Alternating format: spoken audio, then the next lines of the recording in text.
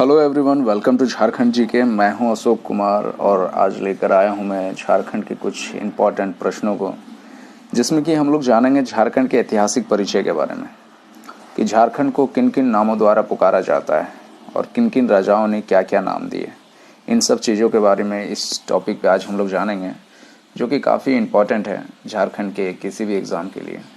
तो आइए देखते हैं कुछ इम्पॉर्टेंट प्रश्नों को, जिसमें से पहला प्रश्न है, झारखंड राज्य का नाम झारखंड क्यों पड़ा? झारखंड का नाम झारखंड क्यों पड़ा? तो हमारे पास ऑप्शन है पहाड़ियों की बहुलता के कारण, दूसरा ऑप्शन है पठार की बहुलता के कारण, तीसरा ऑप्शन है वन एवं झाड़ियों की बहुलता के कारण, और चौथा ऑप्शन है जनजाति की बहुलता के कारण। तो बहुत ही साधारण सा सवाल है जो दोस्तों, और इसका जवाब भी बहुत ही साधारण है। यहाँ पे झाड़ जंगल बहुत ज़्यादा पाए जाते हैं, जिसके कारण इसका नाम झारखंड पड़ा। तो हमारा ऑप्शन सी सही हो जाएगा, वन एवं झाड़ियों की बहुलता के कारण इसका नाम झारखंड पड़ा। अगला प्रश्न है, झारखंड प्रदेश का सर्वप्रथम उल्लेख मिलता है।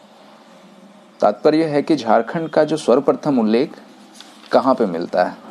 ऑप्शन है हमारा विष्णु पुराण में, दूसरा ऑप्शन है कौटिल्य के अर्थशास्त्र में, तीसरा ऑप्शन है आईने अकबरी में, और चौथा ऑप्शन है ऐत्रेय ब्राह्मण में। तो इसका जवाब हो जाएगा ऐत्रेय ब्राह्मण में। झारखंड का जो सर्वप्रथम उल्लेख मिलता है ऐत्रेय ब्राह्मण में। अगला सवाल है, झारखंड शब्द का सर्वप्रथम उल्लेख कब किया गया था? मतलब कि झारखंड जो शब्द है इसका उल्लेख सर्वप्रथम सबसे पहले कब किया गया था? तो ऑप्शन है 7वीं शताब्दी में, 10वीं शताब्दी में, 11वीं शताब्दी में और 13वीं शताब्दी में। तो इसका उल्लेख किया गया था 13वीं शताब्दी में। इट मीन्स कि डी नंबर ऑप्शन हमारा सही है। चौथा प्रश्न है, ऋग्वेद में झारखंड का उल्लेख किस नाम से किया गया है? आप सभी को पता है 4 वेद हैं, तो उनमें से ऋग्वेद में झारखंड का उल्लेख किस नाम से किया गया है? ऑप्शन है हमारे पास कुक्कुटलाड, झारखंड, किकाटनामा, देशोनार्थ और मुरंड। तो इसका सही उत्तर हो जाएगा दोस्तों सी नंबर। ऋग्वेद में झारखंड का जो उल्लेख मिलता है किकाटानामा, देशो अनार्थ।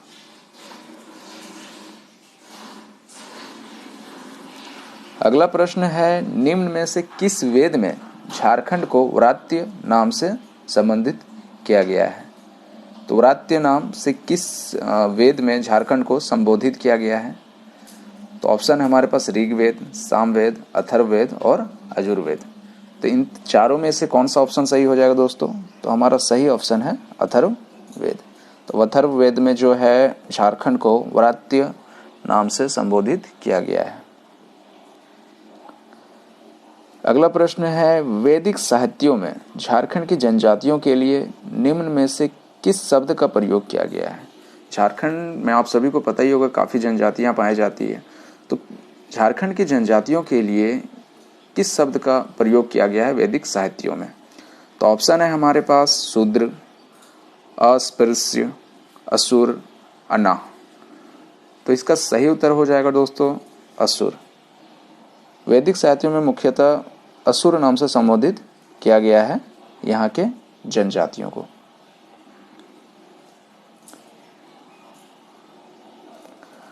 अगला प्रश्न है 7वां नंबर, निम्न में से किस वेद में असुरों को लिंग पूजक या सिस्नो देवा कहा गया है? तो आप सभी को जैसे कि पता होगा यहाँ की जो सबसे प्राचीन जनजाति है वो असुर है। तो असुरों को किस वेद में लिंग पूजक या सिस्नो देवा कहा गया है? तो ऑप्शन है हमारा ऋग्वेद, सामवेद, अथर्ववेद और यजुर्वेद। तो इसमें से हमारा सही उत्तर हो जाएगा ए नंबर। ऋग्वेद में जो असुर को लिंग पूजक के नाम से संबोधित किया गया है। अगला प्रश्न है, तुजुक ए जहांगीरी में झारखंड के लिए किस शब्द का प्रयोग किया गया है? मतलब तुजुक ए जहांगीरी में झारखंड को किस नाम से संबोधित किया गया है? तो ऑप्शन है हमारे पास खोखरा, छोटा नागपुर, झारखंड और कुक्कुट। तो इसमें से हमारा सही उत्तर हो जाएगा खोखरा। खोखरा नाम से झारखंड को संबोधित किया गया है तुजुक ए जहांगीरी में। 9वां प्रश्न है, कौटिल्य के अर्थशास्त्र में झारखंड प्रदेश को संबोधित किया गया है। अब कौटिल्य के अर्थशास्त्र में झारखंड को किस नाम से संबोधित किया गया है? ऑप्शन है खोखरा, छोटा नागपुर, झारखंड और कुक्कुट। तो इनमें से चारों में से हमारा सही उत्तर हो जाएगा कुक्कुट। कौटिल्य के अर्थशास्त्र में झारखंड प्रदेश को कुक्कुट नाम से संबोधित किया गया है। अगला प्रश्न है, किस ग्रंथ में झारखंड का उल्लेख पुंड्र नाम से किया गया है?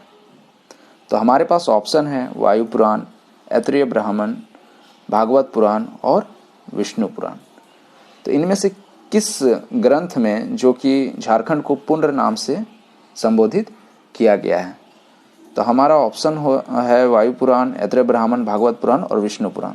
तो इसका सही उत्तर हो जाएगा ऐतरेय ब्राह्मण में। ऐतरेय ब्राह्मण ने झारखंड को पुंड्र नाम से संबोधित किया गया है। 11वां प्रश्न है, निम्न में से किस ग्रंथ में झारखंड को किसी दूसरे नाम से संबोधित किया गया है? इन चारों में से किस ग्रंथ में झारखंड को किसी दूसरे नाम से संबोधित किया गया है? मतलब इसमें से तीन में से झारखंड को झारखंड ही कहा गया है और कोई एक है जो कि दूसरे नाम से संबोधित किया गया है। तो ऑप्शन है कौटिल्य का अर्थशास्त्र में, दूसरा ऑप्शन है अकबरनामा में, तीसरा ऑप्शन है तारीख ए बंगला में, चौथा ऑप्शन है तारीख ए फिरोजशाही में। तो इसका सही उत्तर हो जाएगा कौटिल्य के अर्थशास्त्र में। कौटिल्य के अर्थशास्त्र में झारखंड को दूसरे नाम से संबोधित किया गया है। अभी हमने पढ़ा ये चीज। 12वां प्रश्न है, टॉलमी ने झारखंड को किस नाम से संबोधित किया है। पहला ऑप्शन है झारखंड, दूसरा कलिंग देश, तीसरा खुखरा, चौथा मुंडल।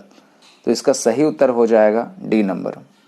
टॉलमी जो है झारखंड को मुंडल नाम से संबोधित किए थे।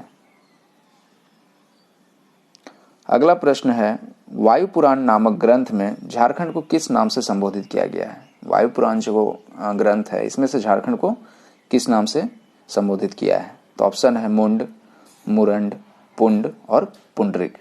तो इसका सही उत्तर हो जाएगा मुरंड। वायु पुराण में झारखंड को मुरंड नाम से संबोधित किया है। अगला प्रश्न है, विष्णु पुराण नामक ग्रंथ में झारखंड को किस नाम से संबोधित किया गया है? ऑप्शन है हमारे पास खोखरा, मुरंड, मुंड और पुंडरिक। तो विष्णु पुराण में हमारे झारखंड को मुंड नाम से संबोधित किया गया है।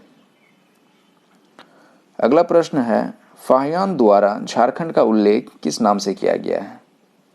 फाहियान ने झारखंड को किस नाम से पुकारा है? इसका तात्पर्य है ऑप्शन है कुक्कटलाड, मुंडल, किक्कट प्रदेश और छोटा नागपुर। तो इसका सही उत्तर हो जाएगा कुक्कटलाड। अगला प्रश्न है, भागवत पुराण में झारखंड को किस नाम से संबोधित किया गया है? भागवत पुराण में झारखंड को किस नाम से संबोधित किया गया है? तो ऑप्शन है हमारे पास मुरंड, मुंड, कलिंग देश और किक्कट प्रदेश। तो इसका सही उत्तर हो जाएगा दोस्तों किक्कट प्रदेश। भागवत पुराण में झारखंड को किक्कट प्रदेश नाम से संबोधित किया गया है। 17 नंबर क्वेश्चन है, छोटा नागपुर नाम से झारखंड को निम्न में से किसके द्वारा संबोधित किया गया है?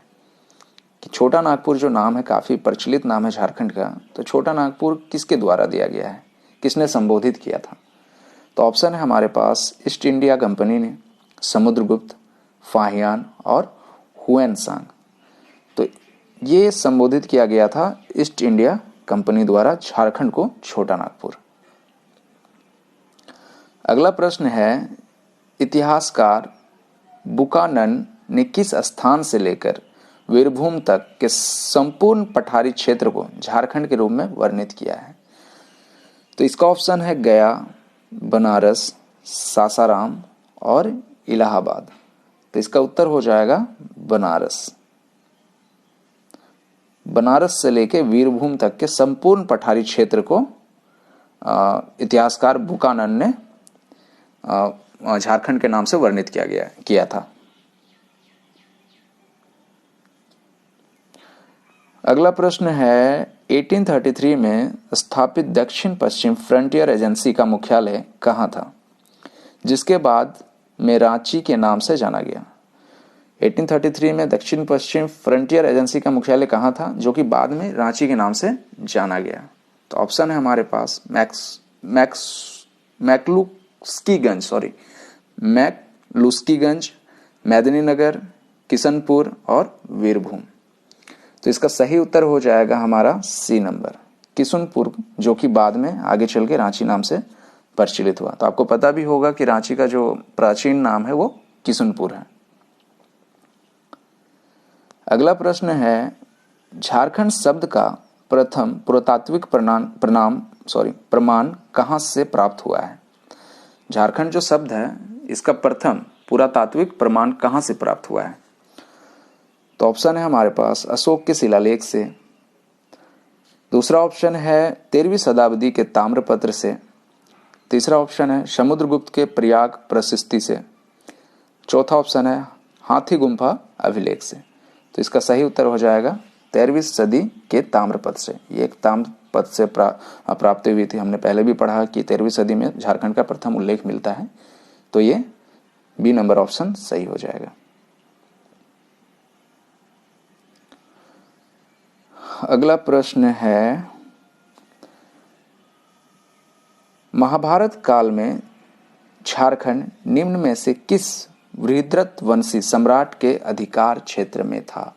जो महाभारत का काल था उस वक्त जो हमारा झारखंड है किसके अधिकार क्षेत्र में था। ठीक है, तो ऑप्शन है वृहद्रथ, कर्ण, युधिष्ठिर और जरासंध। तो इसका सही उत्तर हो जाएगा जरासंध। जो जरासंध थे उसके अंतर्गत उसके अधिकार के क्षेत्र में हमारा झारखंड था महाभारत काल में। अगला प्रश्न है महाभारत के दिग्विजय पर्व में झारखंड की चर्चा किस नाम से की गई है। जो महाभारत का जो दिग्विजय त्यौहार हुआ करता था, पर्व था, उसमें झारखंड को किस नाम से चर्चा किया गया है। कुक्कट, मुरंड, पुंड और पुंडरिक। तो इसका सही उत्तर हो जाएगा पुंडरिक। पुंडरिक नाम से दिग्विजय पर्व में झारखंड की चर्चा की गई। ये सारे क्वेश्चन बहुत ही ज़्यादा इम्पोर्टेंट हैं झारखंड के नामकरण के बारे में, तो आप सभी जरूर इसको याद कर लीजिएगा। महाभारत में झारखंड के लिए निम्न में से कौन सा नाम प्रयुक्त किया गया है। महाभारत में जो मुख्यतः झारखंड को किस नाम से पुकारा गया है। पशुभूमि, मुरंड, पुंड और अटावी। तो इसका सही आंसर हो जाएगा पशुभूमि। झारखंड को पशुभूमि नाम से संबोधित किया गया है महाभारत में। अगला प्रश्न है अशोक के 13वीं शिलालेख में झारखंड को किस नाम से संबोधित किया गया है। आप सभी को पता होगा झारखंड अशोक जो है शिलालेख के लिए काफी प्रचलित हैं और अशोक के 13वीं शिलालेख में झारखंड की चर्चा की गई है और वह किस नाम से की गई है। तो ऑप्शन है हमारे पास मुरंड, अटावी, मुंड और पुंडरिक। तो इसका सही उत्तर हो जाएगा अटावी। झारखंड को अटावी नाम से संबोधित किया गया अशोक के 13वीं शिलालेख में। समुद्रगुप्त के प्रयाग प्रशस्ति में झारखंड को किस नाम से संबोधित किया गया है। तो समुद्रगुप्त ने झारखंड को किस नाम से संबोधित किया था। तो ऑप्शन है हमारे पास कांकजोल, नरीखंड, मुरुंड और खोखरा। तो इसका सही उत्तर हो जाएगा सी नंबर। समुद्रगुप्त ने झारखंड को मुरुंड नाम से संबोधित किया था। अगला प्रश्न है तारीख फिरोजशाही में झारखंड को किस नाम से संबोधित किया गया है। तो ऑप्शन है हमारे पास अटावी, कुक्कटलाड, झारखंड और मुंडल। तो इसका सही आंसर हो जाएगा सी नंबर। तारीख फिरोजशाही में झारखंड को झारखंड के नाम से ही संबोधित किया है। तारीख बंगला में झारखंड को किस नाम से संबोधित किया है। ऑप्शन है खोखरा, झारखंड, कुक्कटलाड और कुक्कट देश। तो इसमें भी झारखंड को झारखंड के ही नाम से संबोधित किया है। ठीक है, अगला प्रश्न है सियार उल मुत्तखरीन में झारखंड को किस नाम से संबोधित किया गया है? ऑप्शन है झारखंड, मुरंड, खोखरा और कुक्कुट देश। तो इसमें भी झारखंड को झारखंड के ही नाम से संबोधित किया है। ठीक है। अगला प्रश्न है, हुएन सांग ने झारखंड के लिए निम्न में से किस शब्द का प्रयोग किया है? तो हुएन सांग जो है झारखंड को किस नाम से संबोधित किए थे? ऑप्शन है खोखरा, मुरंड, कीलोना सुफालाना और हो से मातो ना। तो इसमें से किस नाम से हुएन सांग ने झारखंड को संबोधित किया है? तो सही उत्तर हो जाएगा कीलोना सुफालाना। इस नाम से हुएन सांग ने झारखंड को संबोधित किया था। मलिक मोहम्मद जयासी ने निम्न में से किस ग्रंथ में झारखंड शब्द का उल्लेख किया है? मलिक मोहम्मद जयासी का किस ग्रंथ में झारखंड का नाम उल्लेखित है? तो ऑप्शन है हमारे पास पद्मावत, अभिज्ञान शकुंतलम, दोनों में या फिर किसी में भी नहीं। तो इसका सही उत्तर हो जाएगा पद्मावत, जो कि इनके द्वारा लिखा गया है। पद्मावत में उल्लेख मिलता है झारखंड का, जो कि मलिक मोहम्मद जयासी द्वारा लिखित है। अगला प्रश्न है, निम्न में से भक्ति काल के किस कवि ने अपने दोहे में झारखंड का उल्लेख किया है? भक्ति काल में जो कवि हैं, किस कवि ने झारखंड का उल्लेख किया है? ऑप्शन है हमारे पास कबीरदास, रहीम, मीराबाई, सूरदास। तो सही उत्तर हो जाएगा कबीरदास। कबीरदास के दोहे में झारखंड का उल्लेख मिलता है। अगला प्रश्न है, मुगल शासक के दौरान झारखंड को किस नाम से जाना जाता था? जो मुगल शासक थे उन लोगों ने झारखंड को किस नाम से संबोधित किया था? किस नाम से उनके समय में झारखंड को किस नाम से पुकारा जाता था? तो ऑप्शन है हमारे पास खुखरा, कुकरा, उपरोक्त दोनों में या फिर दोनों में से कोई भी नहीं। तो इसका सही उत्तर हो जाएगा दोनों। खुखरा भी कहा जाता था और कुकरा भी कहा जाता था मुगल काल के दौरान झारखंड को। अगला प्रश्न है, आईने अकबरी में झारखंड के लिए कौन सा नाम प्रयुक्त हुआ है? तो आईने अकबरी में झारखंड को किस नाम से पुकारा जाता था या फिर प्रयुक्त हुआ है? तो ऑप्शन है कोकरा, खंकारा, उपरोक्त दोनों या फिर इनमें से कोई भी नहीं। तो इसका सही उत्तर हो जाएगा दोनों। दोनों नाम से झारखंड को पुकारा गया है, कोकरा और खंकारा। ठीक है। अगला प्रश्न है, निम्न में से कौन सा क्षेत्र प्राचीन काल में नरीखंड तथा बाद में कांकजोल के नाम से जाना गया? तो कौन सा इनमें से कौन सा क्षेत्र है जो कि नरीखंड या फिर बाद में कांकजोल के नाम से जाना गया? ऑप्शन है छोटा नागपुर, दूसरा ऑप्शन है कोल्हान, संथाल परगना या फिर पलामू। तो इसमें से कौन सा जो जगह है पहले नरीखंड के नाम से जाना जाता था और बाद में इसको कांकजोल के नाम से भी जाना गया? तो इसका सही उत्तर हो जाएगा संथाल परगना। संथाल परगना को नरीखंड भी कहा जाता है और या फिर उसको कांकजोल, बाद में कांकजोल भी कहा गया था। ठीक है। अगला प्रश्न है, निम्न में से किस राजा के ताम्रपत्र में पहली बार झारखंड का उल्लेख किया गया है? तो वो कौन से राजा थे जिसके ताम्रपत्र में पहली बार झारखंड का उल्लेख किया गया था? ये काफी इंपॉर्टेंट प्रश्न है। तो इसका ऑप्शन है अशोक, समुद्रगुप्त, नरसिंह देवद्वितीय और चौथा ऑप्शन है चंद्रगुप्त मौर्य। तो इसका सही उत्तर हो जाएगा नरसिंह देवद्वितीय, जो संभवतः उड़ीसा के शासक थे। इन्हीं के ताम्रपत्र में पहली बार झारखंड का उल्लेख मिलता है। तो ये थे आज के कुछ महत्वपूर्ण प्रश्न। आगे और भी वीडियो लाऊंगा मैं, ऐसे ही बिल्कुल इंपॉर्टेंट क्वेश्चन सिर्फ। तो आप सब प्लीज़ मेरे चैनल को सब्सक्राइब करें और वीडियो अच्छा लगे तो लाइक ज़रूर करें। Thank you.